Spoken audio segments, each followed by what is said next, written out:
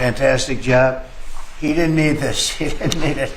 And we find out government's a little nasty on occasion. Hello, Peter. Yeah, at times. Hello, President Trump. Government's a little bit nasty, Peter. You haven't noticed that. You've had a charmed life, right?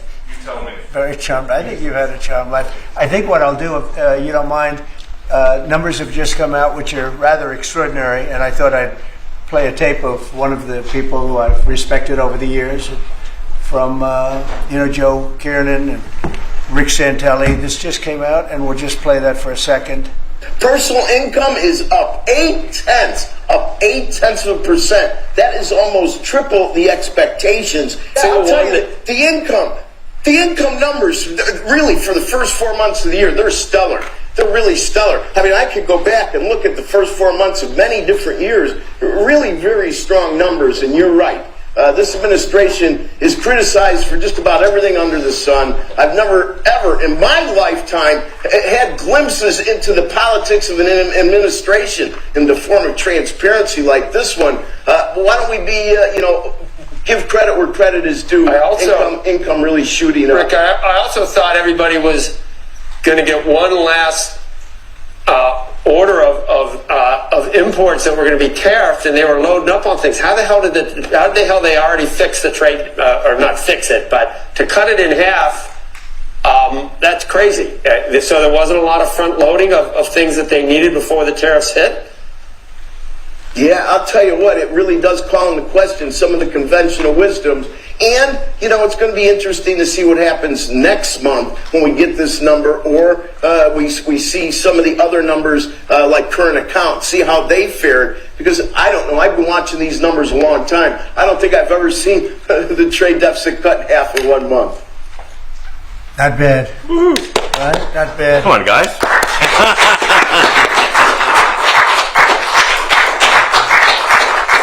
I see Howard and Scott are here, so it's great.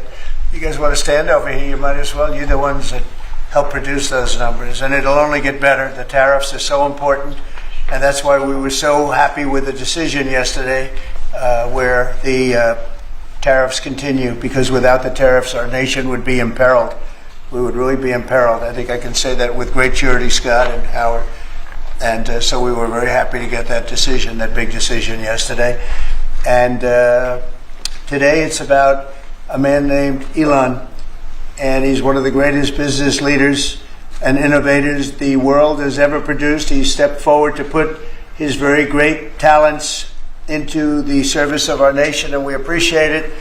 And I just want to say that Elon has worked tirelessly helping lead the most sweeping and consequential government reform program in generations. And the kinds of things that he's found and his people have found. He's brought a group of very smart people in, and they found things that are pretty unbelievable.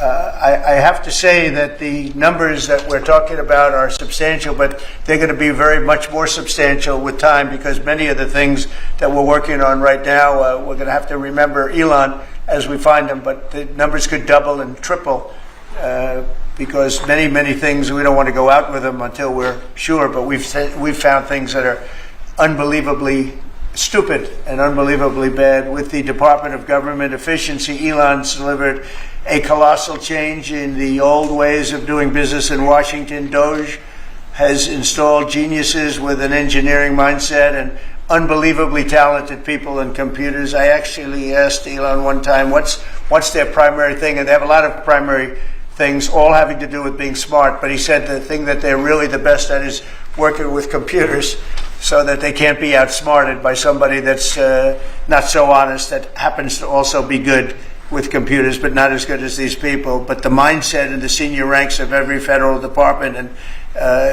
it's really changed. And with Elon's guidance, they're helping to detect fraud/waste and modernize broken and outdated systems. So as you know, we're talking about various systems and changing systems. And, sadly, it takes a long time to do that. You'll change, let's say, a system at IRS and computerize it properly, where the job can be done in 1/10 the time, but it takes sometimes years to rebuild those systems. But we've started. In many cases, we've started. I will say that this has less to do with Elon, but the air traffic control systems we're bidding out to the best companies in the world those systems right now. They were what the previous administration was horrible what they did. They spent billions and billions of dollars, and in the end, it didn't even come close to working. They tried to hook up wire to copper, and it can't be done. And they just spent billions of dollars and just wasted money. Actually made the system much worse. So we're going to get a brand new modern system. Congress is working with us on that, and we're going to get it done as quickly as we can. But it's in the works, and once it's done, it'll be good for 30 years. But we have a system that's 48 years old and would have a modern computer hooked into a very outdated computer, and they don't hook up. I mean, they didn't hook up. So after spending billions of dollars, they turned on the system, and in never any cases, from local to countrywide, they never worked. More than 75,000 bureaucrats have voluntarily left their taxpayer-funded jobs to come out and really do the job. Countless wasteful and unnecessary contracts have been terminated, and you know that we have terminated many, many contracts, and many contracts, Elon, are right now being looked at, and it may be 6 months, it may be almost a year in some cases. We're going through procedures, we're going through courts, and we'll remember you as we announce billions of dollars of extra waste, fraud, and abuse. Just as an example, DOGE canceled $101 million for DEI contracts at the Department of Education, $101 million, and that was just a small section of the Department of Education. $59 million for illegal alien hotel rooms in New York City, and the landlord never made the kind of money that he made in the last short period of time. $59 million to a hotel in New York City. $45 million for diversity, equity, and inclusion scholarships in Burma. In Burma, does anyone know about Burma? $42 million for social and behavioral change in Uganda. $40 million to improve the social and economic inclusion of sedentary migrants. I can say it's $2 billion to Stacey Abrams and her environmental movement. There was $100 in the account, and all of a sudden they found $2 billion in the account. And I assume that's being looked at. I don't know. I'm not sure, but I assume that's being looked at. Think of that, $2 billion. And then Lee will tell you there's another one over there for $20 billion being spent on another environmental credit. $20 billion, not 20 million, a lot, not 200,000, which is a lot. So think of it, in her case, you have $100, and now all of a sudden she gets hit with an infusion of $2 billion just before I take office. $20 million for Arab Sesame Street in the Middle East. Nobody knows what that's all about. Nobody's been able to find it. $8 million for making mice transgender. So they spent $8 million on making mice transgender. And those are better than many of the others. I could sit here all day and read things just like that, but we have other things to do. So it's much, much more than just that. We're totally committed to making the DOGE cuts permanent and stopping much more of the waste in the months to come. We want to get our great, big, beautiful bill finished and done. After that, we put some of this into the bill, but most of it's going to come later. We're going to have it cauterized by Congress, affirmed by Congress.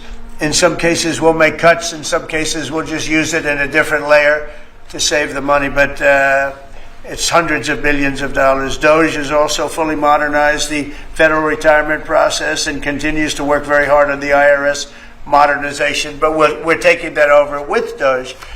Many of the DOGE people, Elon, are staying behind too, so they're not leaving. And Elon's really not leaving. He's going to be back and forth, I think. I have a feeling. It's his baby, and I think he's going to be doing a lot of things. But Elon's service to America has been without comparison in modern history. He's already running one of the most innovative car companies in the world. You look at his factories and compare them with some of the old factories we have, and it's a big difference. And the most successful space company, and I guess in history you would have to say the largest free speech platform on the internet, etc.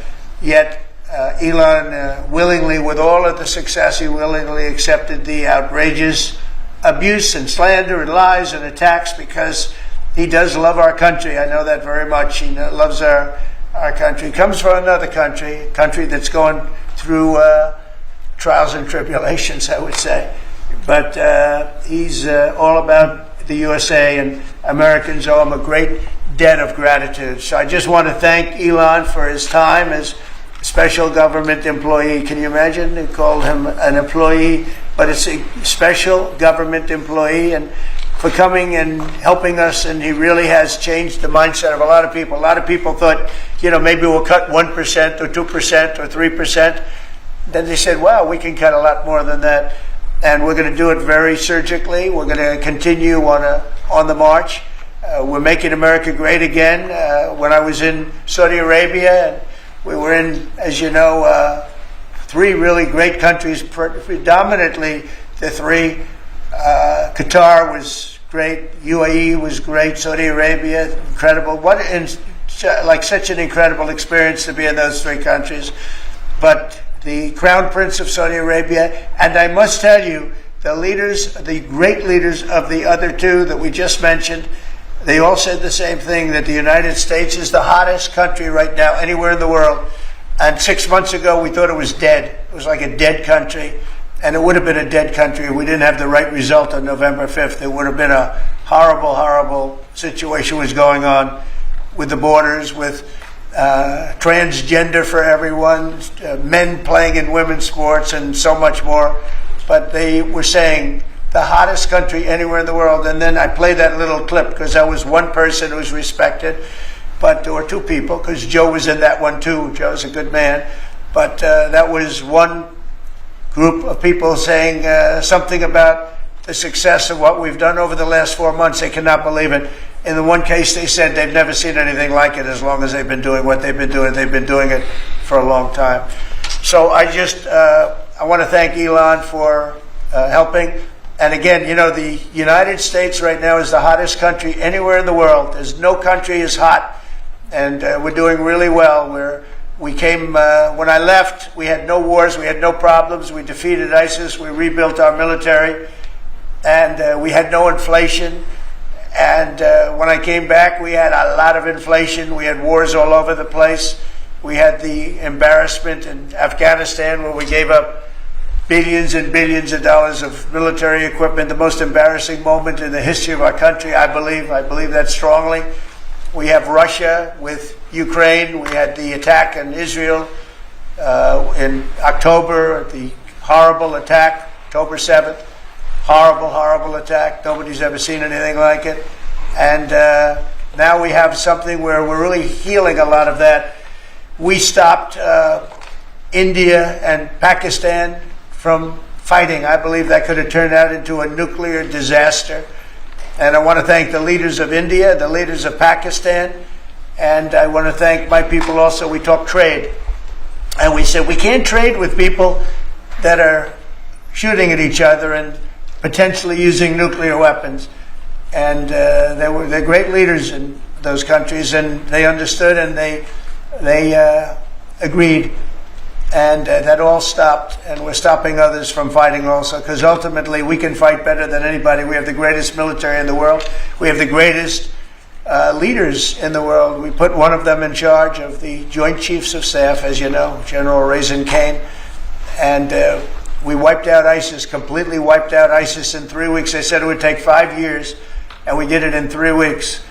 And that's the way it is, but we don't want to have to use our military. We want to be peace through strength when we can, and that's the way we're going to have it. So I just want to thank Elon and all of his people. Most of those people are staying, almost all of them are staying, and they're going to be with us.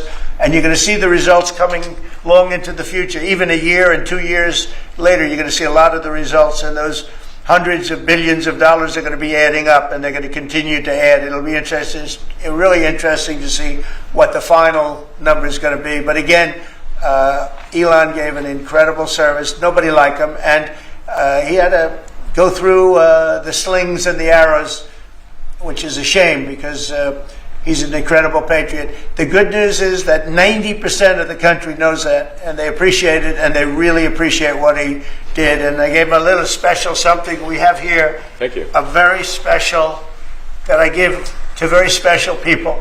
I have given it to some, but it goes to very special people, and I thought I'd give it to Elon as a presentation from our country. Thank you. Thank you, Elon. Thank you. Take care of yourself. Thank you. You see the lock. The lock on this is amazing. That's right. Large lot. Well, let me say perhaps a few words that this is not the end of DOGE, but really the beginning.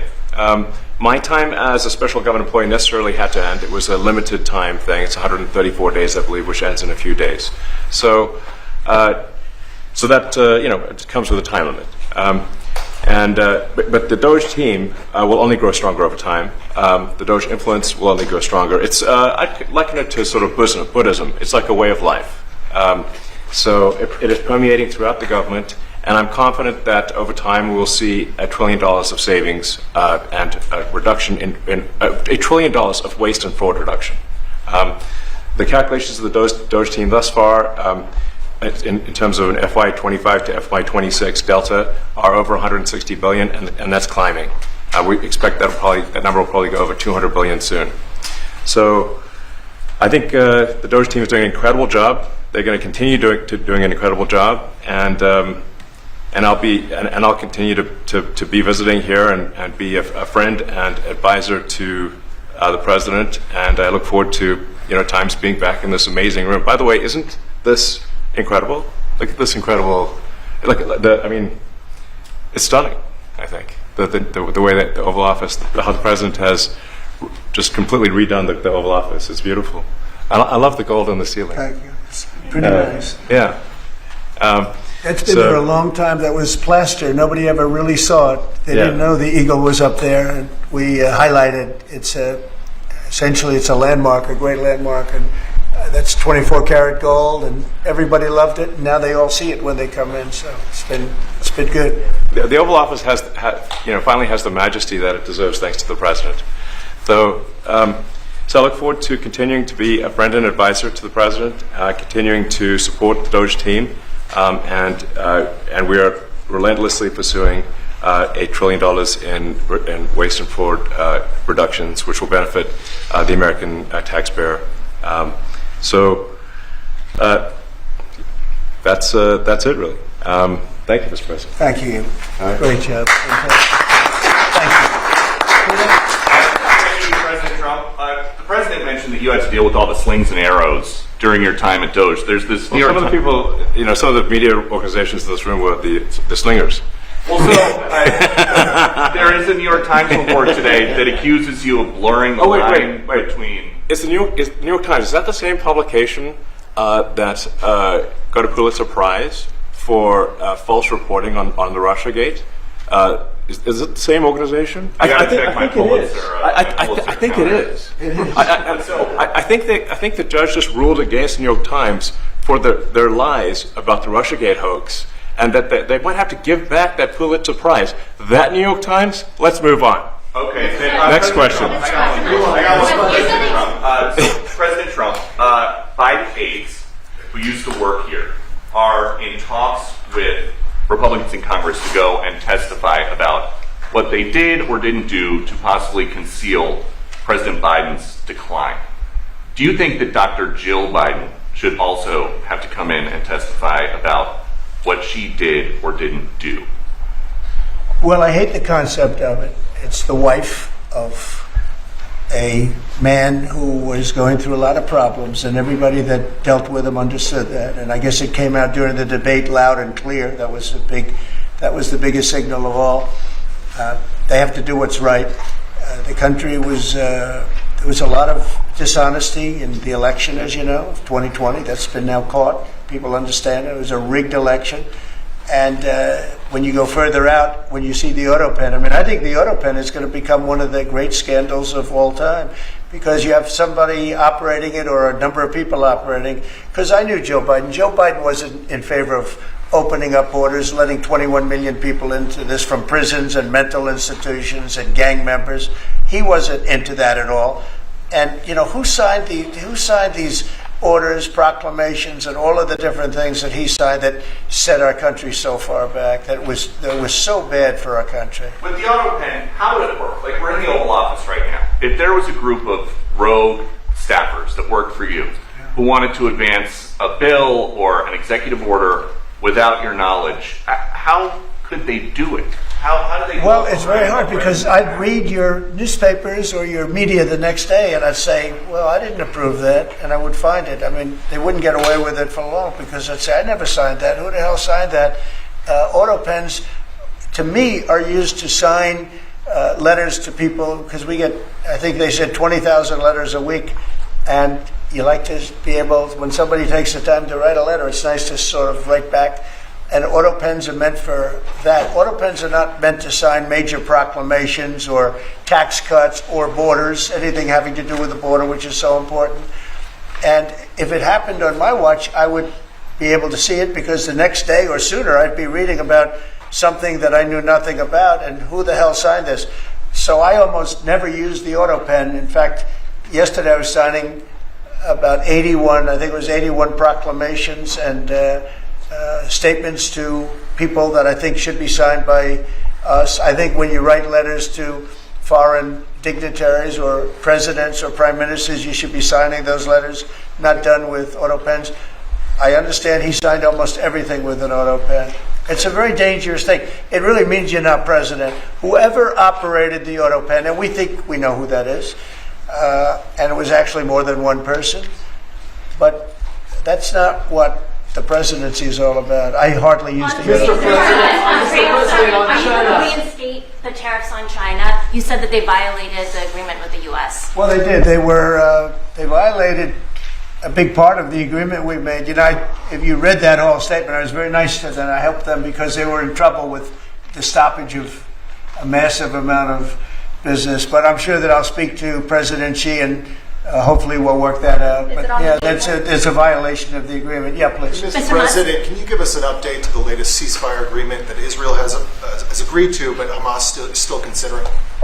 Well, they're very close to an agreement on Gaza, and we'll let you know about it during the day or maybe tomorrow, and we have a chance of that. And I think we have a chance of making a deal with Iran also. They don't want to be blown up.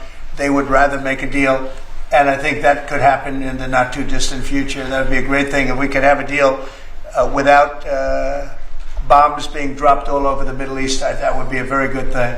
They can't have a nuclear weapon. We want them to be safe. We want them to have a very, very successful nation. Let it be a great nation, but we can't have that. They cannot have a nuclear weapon. It's very simple. And I think we're fairly close to a deal with Iran. Mr. Musk, a question for Elon. Yeah, please. You said just now that you look forward to being a friend and advisor to the president. So do you expect to continue advising the president and DOGE informally, or are you going to sort of shift your focus entirely to your companies? Well, I expect to continue to provide advice whenever the president would like advice. I hope so. I mean, I expect to remain a friend and an advisor, and certainly if there's anything the president wants me to do, I'm at the president's service. Mr. Musk, on DOGE, you said that there was $1 trillion promise for cuts from DOGE. Yes, I think we do expect over time to achieve the $1 trillion. But what have you found in your time here was the biggest roadblock to getting those cuts? Was it the cabinet, or was it Congress, or something else? What was the biggest roadblock from your work? It's mostly just a lot of hard work. It's really not any one person or Congress. It's going through really millions of line items and saying just each one of them makes sense or does not make sense. Obviously, at times when you cut expenses, those who are receiving the money, whether they're receiving that money legitimately or not, they do complain. And you're not going to hear someone confessing that they received money inappropriately. Never. They're going to always say that they received money appropriately for an important cause. Naturally, that's what you'd expect. So we just have to. It's just a lot of work going through the vast expenses of the federal government and just really asking questions. What's this money for? Are you sure it's actually being used well? Many times we can't even find anyone who defends it. So for a lot of the expenses, there is actually no defender at all. And then we have to just work through the process of stopping the spending, where there's often literally no defender. Nobody even knows why the money's being spent. It's truly absurd. I mean, we find situations where there are millions of software licenses with 0 people using them. 0. Exactly. This is the quizzical expression. You're like, surely, if there's millions of software licenses, someone should be using them. No, and then we've got to go through the process of saying, okay, look, if no one's using the software, we need to terminate this software license agreement. That's everywhere in the government, by the way. Mr. Musk, what do you think would be easier, colonizing Mars or making the government efficient? It's a tough call, but I think colonizing Mars and making life multiplanetary is harder. And as I said, we do expect to achieve over time the $1 trillion of savings. We can't do it in like a few months, but if you say by I think the official end of DOGE, which the president may choose to extend, is the middle of next year. If you say by the middle of next year, with the support of the president and Congress, could we achieve $1 trillion of savings? I think so. We're on track to do so. Do you have faith that Congress has been... Go ahead. Mr. President, you had mentioned earlier in the week that DOGE had become a whipping boy, and as the President mentioned, you went through a lot to go through this process. Yes. Was it worth it for you, and what would you change? Yes, so what we found was happening was that if there were any cuts anywhere, then people would assume that was done by DOGE. And so we became like essentially the DOGE boogeyman, where if any cut anywhere would be ascribed to DOGE. A friend of mine's daughter, who's at law school at Georgetown, thought that DOGE had cut the Senate, the internships the legal internships for the Senate, and we have nothing to do with that. So if they have been cut, it's not to do with us. Just as an example. So it just became a bit ridiculous, where any cut anywhere was somehow DOGE, and including things that made no sense, and we would agree made no sense. There are many things that occur in the government because it's the banal evil of bureaucracy. It's sort of the frankly largely uncaring nature of bureaucracy. It's as the great Milton Friedman said, money is spent most poorly when it is someone else's money being spent on people you don't know, and that's how federal spending is. And then you can't really even blame the individuals, because the way the government works is complaint minimization. So when you do when someone within the government tries to stop money being spent, there's usually someone that complains, and then their manager will say it's not worth the trouble, just pay it anyway. That happens over and over again. So was it worth I think it was an important thing. I think it was a necessary thing, and I think it will have a good effect in the future. Thank you, President Trump. This week there was a video on board a plane that showed the First Lady of France slapping her husband, Emmanuel Macron. Do you have any world leader to world leader marital advice? Make sure the door remains closed. That was not good. Yes. No, I spoke to him, and he's fine. They're fine. They're two really good people. I know them very well, and I don't know what that was all about, but I know them very well, and they're fine. I got a little shiner here. What do you think about the Democratic Party plan to avoid being swept in every battleground state again by spending $20 million to study how to speak to American men? Well, they spent 2.8 billion. We spent 1.5. We spent much less. We spent about half of what they spent, and at the end they were $28 million short. They had to be. They spent 2.8 billion. It's a lot, but they couldn't get 28 million at the end, and now they want to spend. I read that they want to spend money to learn how to talk. That's fake. You don't want to be fake. You shouldn't have to hire consultants to say what America needs, because then the consultants should be running the deal, not them. But I read that they want to spend a lot of money in each state. So we won all 7 swing states, 7 out of 7. We won a lot more than that. We won the popular vote. We won everything. And they want to spend money to find out what they did wrong. And I mean, I could tell you what they did wrong. I could tell you every one of their programs when they say men playing in women's sports. I would say that's not a winner. When they say transgender for everybody, I think that's not a winner. When they say open borders so the entire world population of criminals can pour into our country, I don't think that's a winner. I mean, I just gave them that for free. But I don't know if they'll change their ways. I see them all the time. I see people that I know in Congress, Democrats, they're trying to justify some of the things I just said. You can't justify them. I always hear they're 80-20 issues. I say they're not 80-20, they're 97-3. They might be 99-1. They're not 80-20. They wish they were 80-20. And they're wasting a lot of money if they're going to continue with that nonsense. And this Mr. President, more on the of a big- page 6 question, but back in the list of The Apprentice, you mentioned once in 2012 that Diddy was a good friend of yours back then. He has since found himself in some very serious legal trouble. No, that's true. Would you ever consider pardoning him? Well, nobody's asked. You had to be the one to ask, Peter, but nobody's asked. But I know people are thinking about it. I know they're thinking about it. I think some people have been very close to asking.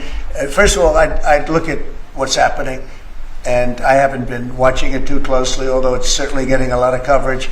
I haven't seen him. I haven't spoken to him in years. He used to really like me a lot, but I think when I ran for politics, that relationship busted up. From what I read, I don't know. He didn't tell me that, but I'd read some little bit nasty statements in the paper all of a sudden. It's different. You become a much different person when you run for politics and you do what's right.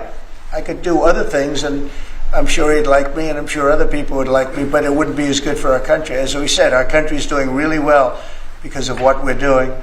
So it's not a popularity contest. So, I don't know. I would certainly look at the facts. If I think somebody was mistreated, whether they like me or don't like me, it wouldn't have any impact on me. Mr. President, on the big beautiful bill, would you like to see the Senate build in some support for your tariffs on the big beautiful bill, or should that be a standalone bill? I have great support on the tariffs. I mean, I was so honored that we got that ridiculous stay lifted, because that would have taken away presidential power. It would have taken away everything that was granted by the founders. It would have been a terrible thing. And it would have, most importantly, left us vulnerable. We have a lot of countries that use tariffs on us and use them viciously. And if we didn't have the power to use tariffs on them, and instantly, not when you go back to Congress and try and get hundreds of people to agree on something, that would take months to get just one simple proclamation. If we didn't have the power to counteract their powers, you wouldn't have a country left. We have to act fast. We have to be fast and nimble, as they say. And that was a really great moment, I think, yesterday when that stay was lifted. And hopefully now we'll go to court and just win that battle. Because if we don't have the power to do what they're doing to us, we are going to be a great nation no longer. Quickly, Elon Musk was once idolized by folks on the left in this country before joining your administration. Now he's considered a hero by conservatives. Why do you think this man, what he's done in American life, has been so politicized? Well, his life has been amazing. I mean, I look at so many different things. I look at that rocket being, guided back into position. I've never seen that before. I thought it was a space movie. I thought it was a movie. You look at what he's done in terms of communication. It's been unbelievable. So many different, even tunnels going underground, not having to go through all the process of going, he's got a company that does that. He's got so many different companies. Starlink, as an example. He saved a lot of lives, probably hundreds of lives in North Carolina. I don't even know if you remember, but I called you. They needed Starlink in North Carolina. And I didn't know what the hell Starlink was. I said, what is it? Who owns it? He said, do you know Elon Musk? I said, yeah, I happen to know the gentleman. This was before his government stay. And they said, we really need it, because North Carolina became an island. People had no communication. They had no access to anything, and they were dying. And I called up Elon, and you can't get it because it's so successful. It's very hard to get. And he had so much of it brought over there, and they told me it was unbelievable. It saved a lot of lives. So, he's just done a lot of things. I don't think he gets credit for what he's done. But he's a very good person too. Mr. Musk. You know what? If he wasn't a good person, but he did the same things, I'd probably maybe speak differently. He happens to be a really good person. who loves the country. Mr. Musk, one big beautiful bill. You had indicated this week that there were some things you didn't like about what had passed in the House. What changes do you want to see the Senate make? And you had also indicated there were things you didn't like about the bill. What would you be suggesting he push senators to change in their version? Well, I'll tell you, I'll go first. It's an unbelievable bill. It cuts your deficits. It cuts, it's a huge cutting. But there's things I'd like to see maybe cut a little bit more. I'd like to see a bigger cut in taxes. It's going to be the largest tax decrease or cut in the history of our country. I'd like to see it get down to an even lower number. I was shooting for a slightly lower number. I would have liked to have done that. But with all of that being said, when you look at the tax cut and the fact that the original tax cut, which made us so successful, we had the most successful 4 years in the history of our country, the economy, and this is going to be even better. And you see that by the reports that came out just yesterday or tonight. I guess they were released this morning at 8 o'clock. You see the kind of numbers where somebody that's a pro is like, whoa, I haven't seen numbers like this since I've been doing this. These are human emotions of professionals that have never seen numbers like, and we've just started. The bill is a great bill. It's going to be jiggered around a little bit. It's going to be negotiated with the Senate, with the House. But the end result is it extends the Trump tax cuts.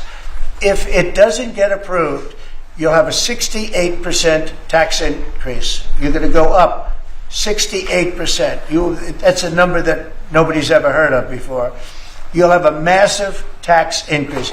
If it does get approved, you'll have a large tax cut, the largest we've ever had. When you add the past tax cuts that we got you, the Trump tax, they call them the Trump tax cuts. It's an amazing bill. It does amazing things. With all of that, it's going to be adjusted a little bit over the next coming weeks, and I think it's going to be passed. The Republicans want to pass it. With all of the great things it does, including an extension of debt, it's the extension. We have to extend the debt. If we don't extend debt, we're in default. Now, the Democrats might like our country to be in default, but in 250 years, we've never been in default. That was handed to them by a very well-meaning man that gave it to them because he thought it was the right thing to do. It could have been their problem before the election, but this man thought it was the right thing to do, and he was well-meaning. I don't hold anything against him for that, but that was put on our plate when it should have been on the Democrats. September 28th, a famous date. It should have been taken care of by the Democrats, but this person, a man of power, gave it to us so that in June that comes due. Well, we have to take care of that because if we don't take care of it, we have a country in default, and we don't ever want to have a country in default. I'll tell you, a certain senator, Elizabeth Warren, said that she would never, ever allow a default on our debt. She would never let it happen, and she would like to get rid of the debt ceiling, what's called the debt ceiling. I call it the debt extension because we really need an extension. That she'd like to see that gotten rid of. And there are many people that agree. Many Democrats agree with that. But we gave that through, and I don't want to say an error. He did it well-meaning. They gave that to us. It was a Democrat problem just before the election. Would have had a huge impact on the election. And to our benefit, we won anyway, but to our benefit. But felt that really for the good of the country, we should extend that. But Elizabeth Warren and various other people would like to see that. Her whole career, she wanted to see it terminated, gotten rid of, not being voted on every 5 years or 10 years. And the reason was because it's so catastrophic for our country. And I always agreed with her. That was one thing I agreed with her on. Now, I haven't spoken to her, but I would say that if you asked her that question now, she'd say, no, it's their problem. But it's a very unfortunate situation. It's a very unfair situation. And she happened to be right on that. It should be gotten rid of, or it should simply be extended. But that's one of the things that gets taken care of in this bill. That automatically gets extended for a 4-year period. And it should be. But I agree with Elizabeth Warren on that. I think you should get rid of it. It's too catastrophic. Mr. Musk, Yeah, please, go ahead. what do you want to see, Mr. Musk, for the bill? And to international students, are they still welcome to study in the United States? And what was your police response? To students, well, we want to have great students here. We just don't want students that are causing trouble. We want to have students. I want to have foreign students. I think Harvard, it's close to 31%. That's a lot. Our country's given $5 billion plus to Harvard over a short period of time. Nobody knew that. We found that out. I wouldn't say that was a DOGE thing, but we found that out over a period of time. That was sort of a Trump thing. We ended up in litigation for other reasons because they're very anti-Semitic. And in finding out and in going through the books, we found out that the country gave them $5 billion plus, much more than that, actually.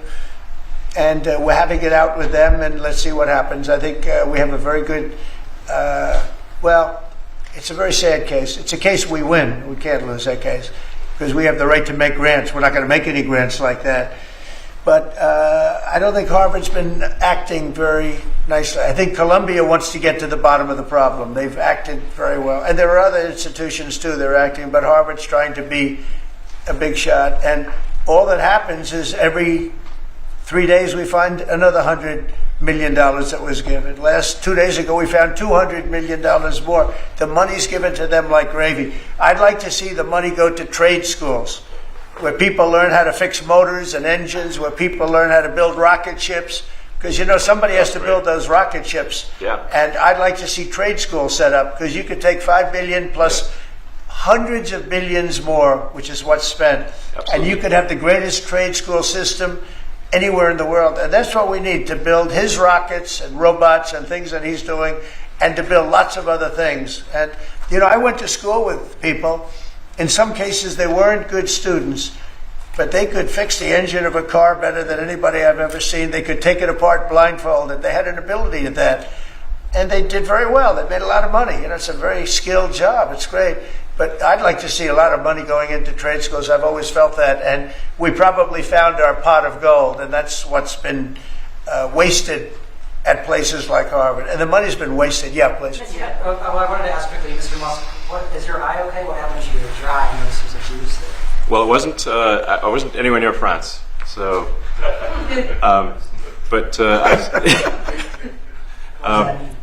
No, I didn't notice about the First Lady of France. getting slapped. I didn't notice. I was just horsing around with Lil X, and I said, "Go ahead, punch me in the face," and he did. Turns out, even a 5-year-old punching you in the face actually does. That was X that did it? Yeah, X could do it. If you knew X, He's with his mom right now. But I didn't really feel much at the time, and then I guess it bruises up. But I just horsed around with the kids. I didn't basically. notice it, actually. I know that you try to stay pretty neutral because not your war.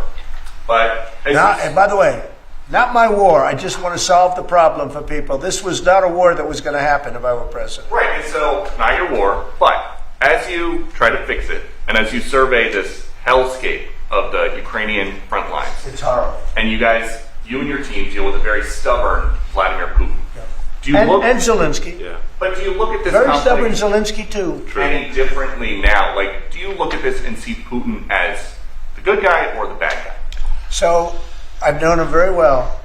And I went through a lot of things with him because Russia was, the Russia hoax turned out to be a total hoax. New York Times, they got a Pulitzer Prize. They have to give back the Pulitzer Prize. That's my lawsuit. And they're doing very poorly in that lawsuit. But they wrote stories about how it was true and it was false. And, a lot of Washington Post also. I have gotten to see things that I was very surprised at. Rockets being shot into cities like Kiev during a negotiation that I felt was maybe very close to ending. We were going to solve a problem, and then all of a sudden rockets got shot into a couple of cities and people died. I saw things that I was surprised at, and I don't like being surprised. So I'm very disappointed in that way.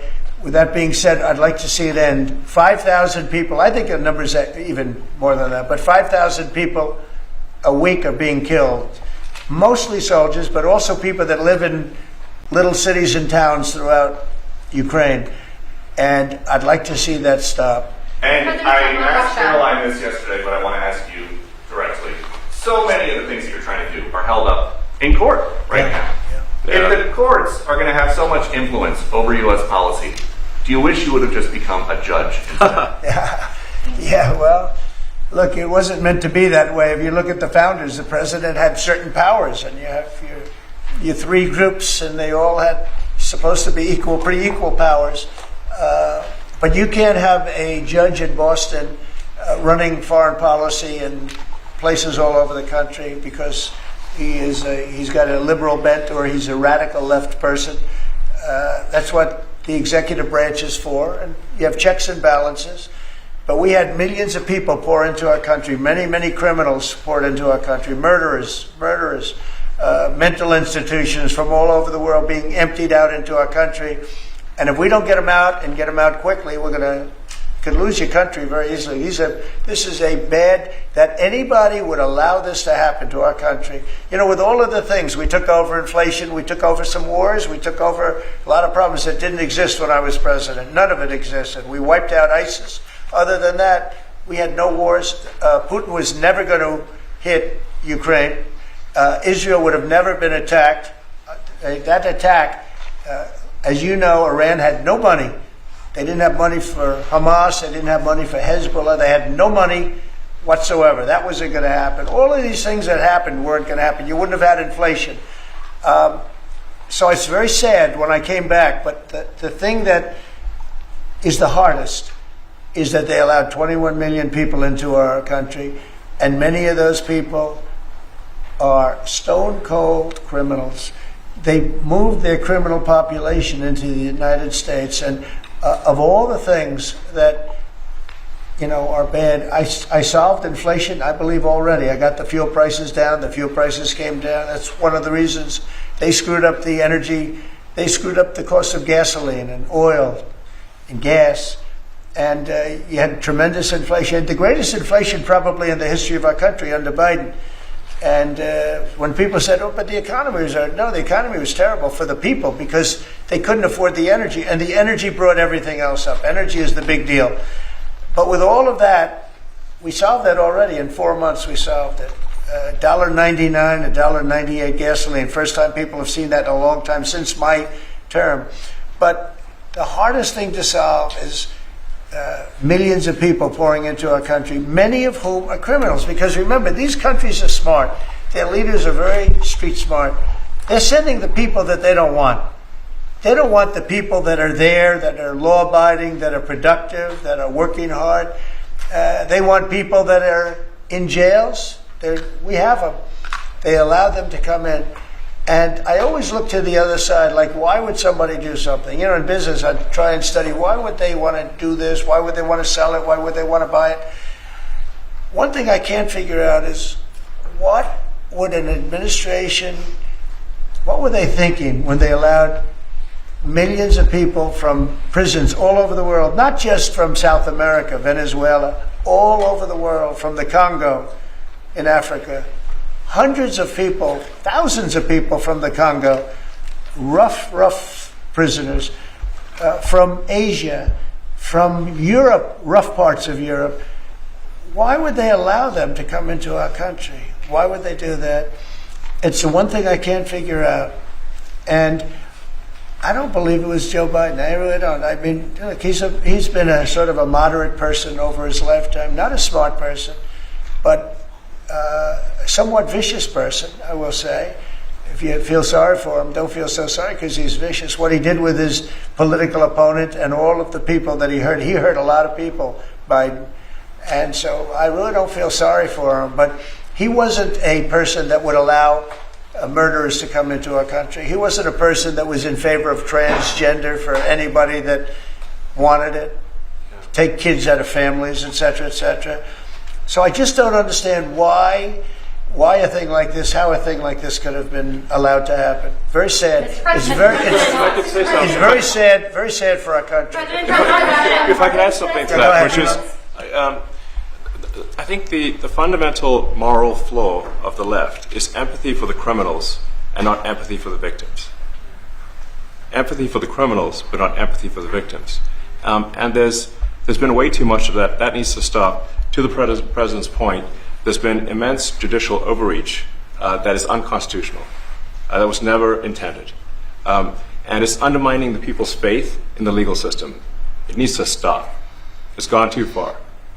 Mr. Musk, And just today, we had, just a couple of hours ago, we had a great decision from the Supreme Court, thank goodness, that was very important. We had two important decisions yesterday on the tariffs, because again, we have to be able to fight a fair fight with other countries. Howard, would you say we have to be able to use tariffs to fight people that use tariffs on us? I mean, if we didn't have that power of tariffs, we would economically be destroyed as a country, because they will destroy us. Other countries will destroy us with unchecked tariffs. We can check them when we have the use. They tried to take that power away from us. And if you take that power away, we're not going to have a country. We won't have an economically viable country. But it's very important on immigration that we be able to get people out without having to go through a long court case. I mean, it was up to some of these judges. Every single one of these millions of people, criminals, prisoners that were let go from jails because they save a fortune when they do. They brought them into the United States. You know what they're saving? The money they're saving? But some of the murderers, it's very important that we're able to get those people out of here fast, bring them back to their country where they belong. And those countries take them, because if they don't take them, they have to go through the wrath of the United States, and they take them. But we have judges that don't want that to happen. And it's a terrible thing. That's going through the court system right now, that whole situation. But when ICE and with Border Patrol, they've done an incredible job. When they do this incredible job and they capture 100 killers and drug dealers, and we can't keep them for years here as we go through trials. We have to get them out rapidly, and we know who they are. And we're very careful about who they are, but we have to get them out rapidly, or again, we're not going to have a country. Okay? Maybe one or two more. Go ahead, please. That tariffs may also affect companies like Tesla, which has cars manufactured abroad, and this is also to you, Mr. Musk. Well, he's going to end up building his whole car here. I mean, I thought he built his whole car. Pretty much he does. He's got incredible factories in, like I looked at one in Texas. It's unbelievable. No way. All of the manufacturers will build their parts here too. I mean, it used to bother me. They make a part in Canada, a part in Mexico, a part in Europe, and sent all over the place, and nobody knew what the hell was happening. I think it's ridiculous. You build a car, make it in America, and I gave them a little leeway on that. I gave them some leeway. But over the next year, they've got to have the whole thing built in America. That's what we want. We want America to buy American-built cars. Thank you very much, everybody.